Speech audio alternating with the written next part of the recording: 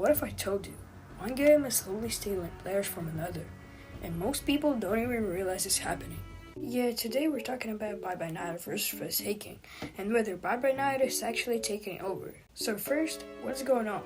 For a long time, Forsaken have been that game. Fast-paced, skill-based, and super competitive. If you wanted action, you play Forsaken. But recently, something changed. A darker game started showing up everywhere. BiteByNight. And suddenly, your friends start playing it, TikTok clips are blowing up, YouTubers are switching. So what's happening? Let's talk about BiteByNight. This game is completely different. It's not about being the best fighter. It's about surviving. You're in the dark, you hear sounds, you don't know what's coming next. And that feeling, that's what hooking people. Because instead of playing, you're actually feeling the game. Now compare that to Forsaken. Forsaken is still good, don't get it twisted.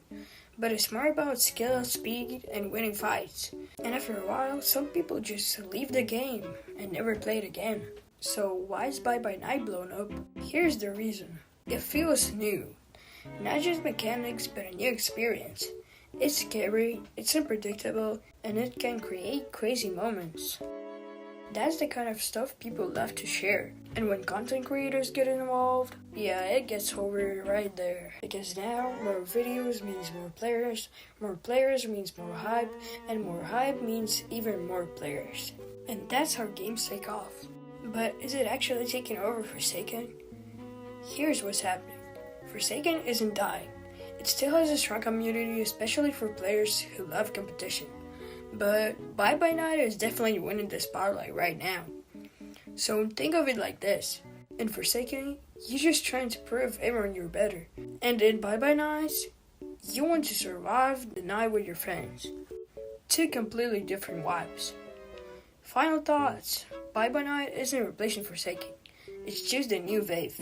And in gaming, the new wave always feels like it's taking over. So now I gotta ask you, which one are you playing right now? Forsaken or BiteByNight? And honestly, that question kinda shows what type of player you are. Because if you're someone who likes learning the mechanics of the game and getting better every time, Forsaken still has a lot going for it. Good players in that game know the maps really well. They know their routes, where to move, and how to avoid monsters as long as possible. A lot of it comes down to positioning and decision making. If you run the wrong way or get stuck somewhere, the round can end really fast. So even though it looks simple at first, there's still a lot of small things players learn the more they play the game. Now BiteByNight goes in a different direction. Instead of focusing mostly on movement and avoiding monsters, the game puts more emphasis on the atmosphere and object.